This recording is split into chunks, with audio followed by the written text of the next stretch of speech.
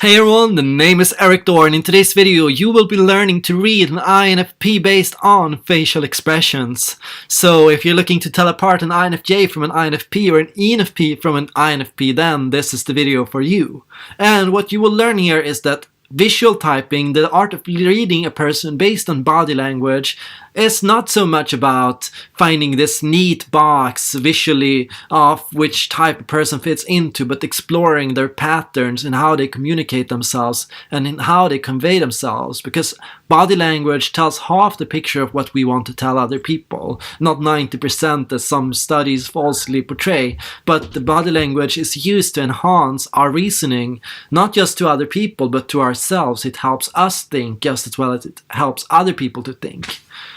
And what I believe when it comes to the types is that each type, because of having a different temperament, because of their values, because of how they process thoughts and emotions, they will convey themselves differently. I don't think there is anything much controversial about that. But it's just a pattern. It's not a strong, neat, categorical box. So you can't use this to stereotype people. You can only use it to observe patterns in how they tend to think right at the time of that video, that conversation, or so on and so on. Now, what you were looking for in INFP is, of course, that they are advisor types, introverts and perceiving types, as well as intuitive and feeling types, idealist types. You'll be looking for 4 different processes or patterns of behavior. First, the patterns associated with being a feeling and perceiving type. A person who listens to and authenticates what other people say, that clarifies and tests people's different intentions to learn more about others. You'll be learning about INFP's ability to, in many ways, deeply process emotions as introverted and as feeling types. Their ability to integrate what other people say and to take other people's statements and what other people think about and to process that inside and to dive deeply on that and to determine its deeper meaning, its true essence of what other people say. The INFP beyond that has, as an intuitive and perceiving type, this creative ability to brainstorm different options, that or that or that or that. The intuitive perceiving type has, in many ways, the gift of creativity if developed. And finally, the INFP has the intuitive and introverted IN tendency towards being a philosophical or theoretical type. And as intuitive and introverted types, they will be driven towards musing on and theorizing on and reflecting on information, deeply and specially. Now, visual typing can be divided into 3 areas. First, the person's gestures. Second, the person's body language and facial expressions. And third, the voice and how the person speaks. What you'll be looking for if you are trying to understand an introverted and perceiving type is, first, introverted gestures. And introverted gestures respond to, in mostly, digging into yourself and pulling out information from the top-down network of the mind. Trying to uncover truths from yourself, to draw out what are the different things I have experienced, what should I make my decision based on. The introverted and perceiving type begins by digging for this information. And then, as perceiving types, they pull this information up and they hold it like this and they weigh it and they test it. Is this right? Is this true? Is it false? From what perspective can I look at it? What if I take out this information and study it? How can I use it? What can I do with it? Every so often, this perceiving form of gesture is so important and says so much about the perceiving process in itself, which is so much about weighing and testing and adjusting and adapting to new information and to information in itself. Now, just looking purely at the facial gestures of an introverted and perceiving type, you will notice that the introverted and perceiving type every so often tilts their head to the left or to the right. They tilt to weigh maybe that or maybe that. Their tilts say and express that they are trying to weigh and understand information. Maybe No, maybe that. Yeah. Often, as introverts, they also have another fascinating tendency. Introverts tend to tower themselves up over other people, showing some semblance of distance towards others. In conversations, they might lift up their head slightly while looking down on other people. And that can be described as also having that musing quality towards yourself. You're musing on and looking at something from a higher perspective, from a distance, from a level of distance. Finally, the introverted and perceiving type has this pattern of stopping while speaking. They start and they stop, and then they start up again, and then they stop.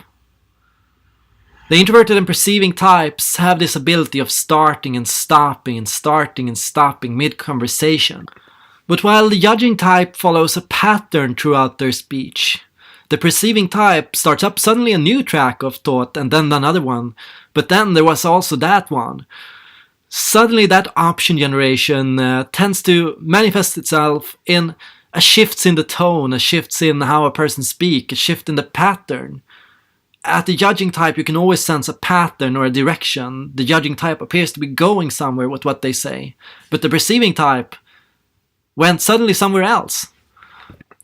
Now, can you see if a person is an NF just based on their gestures? Well, a pattern common to NFs is, of course, as intuitives, fluidity, and as feelers, warmth. Just starting with the gestures of an intuitive and feeling type, the intuitive and feeling type has this fluid sense of grasping information and moving around their hands. Often more like they are trying to shape themselves around something or understand something foreign or a concept, where the sensor more tries to grab onto something real, this thing right here. With the warmth, every so often it's also about that sense of moving in synchronicity to something, dancing gestures compared to the more precise and tactical and focused gestures of the thinking type. In the facial gestures, what you'll be looking for is just that fluidity to their eye movements, to their expressions. You'll be looking for that warmth to their expressions and to how they speak and how they add warmth, their feeling or emotionality to what they say. How, when they speak, if they speak in that firm, enunciated sense, or if they speak more with some form of general fluidity. And when you're looking for the functions, what you'll be looking for is different expressions that we all do from time to time. Feeling and perceiving revolves so much around listening to and weighing people's intentions. Is that what people mean, or did they mean that, or did they mean that? And every so often, when we listen, we also pull back our jaws a little. We go like, is that true or not? Is that right or wrong? Should I have done that or that? What did that person want to do, this or did it mean to do that? We pull our jaws back and we seem like we are somewhat musing on what the other person said, and we go like, oh, I see, like there is this, you will notice this pattern especially around here and how they smile, often when they smile with their jaws. Every so often, the feeling and perceiving type is truly inviting other people to listen by showing other people that they are listening intently and that you have their attention and they are trying to understand you. Now, with the introverted and feeling types, what you will be looking for is this tendency to suck on words, to suck on what you're trying to say before you say it. Is this true or not? Does this feel right to me? Does it feel wrong to me? What do I really want to say? What is it I'm really trying to say? What is the essence of what I'm trying to say? The introverted and feeling types expressions can mostly be found also in the jaws, but more around the center of the throat.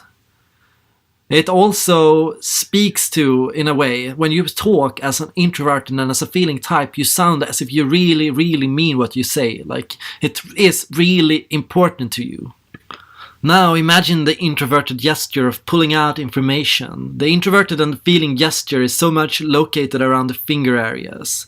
When you're drawing out information from yourself, and then you start pulling your fingers together and holding something together, like the deepest gist of what you were saying, the truest essence of what you were saying. That is what the introverted feeling grabs for. And then it is the feeling and perceiving process that tries to then weigh it. Okay, this is what it is. So what is it? Like, what is that thing? What is it that? Is that the essence or is that the essence? Comparing and testing essences, different ways of seeing things to see which one holds up the best. And ever so often the feeling and perceiving voice is associated with that sense of oh no, or that sense of how your voice cracks when you say something. And the INFP has an authentic and sensitive voice, an intense voice. And generally it's this lower area of the mouth that has the most emotion in an INFP, and that's also why INFPs don't tend to come off as that emotional, because usually this area here is usually very cool. It is only in their reactions and in their pulling back motions that you can notice that they do have a lot of emotional intensity to them. Now looking at the gaze, looking at the intuition, the intuitive process, the perceiving process, all intuitive and introverted INXX types have a certain gaze, a certain way of looking at the world from a theoretical distance. INs have this look that can be described as musing. Like they are musing on what they are looking at, thinking about it, trying to figure it out. Like they are looking but not really looking. Like they are looking but they are not really there. But intuitive perceiving types also have this curious way of looking.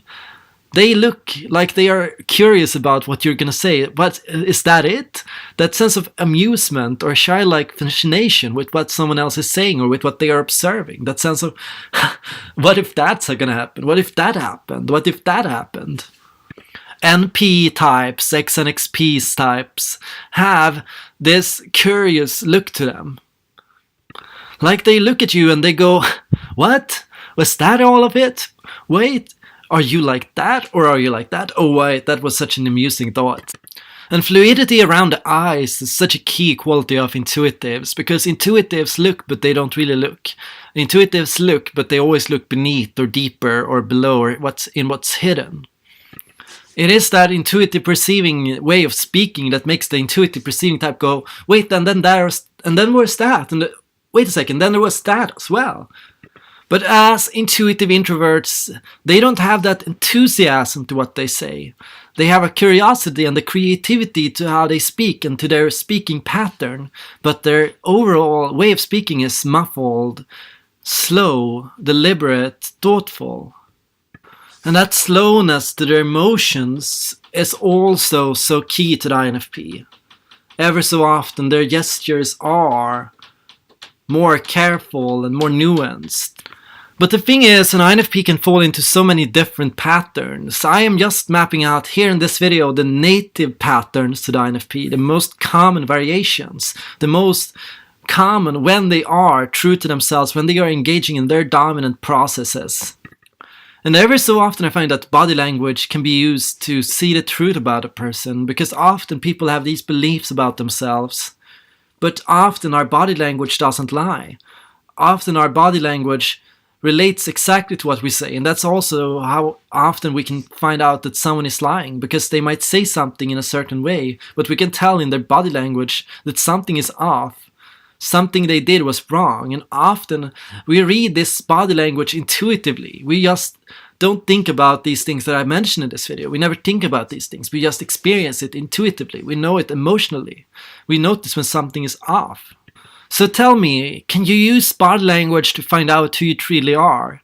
Can your body language tell you something about yourself that you didn't already know? Did these visual cues that I mentioned in this video fit you? Or did they fit your INFP friends? Were there anything else that you have noticed about INFPs that you think are key to their body language and to their overall expression. Let me know in the comment field down below, and hey, check me out on Patreon and subscribe to my work. It really helps me in producing new content, and it gives you access to exclusive content before anyone else. Thank you all for watching, and I hope to see you guys tomorrow.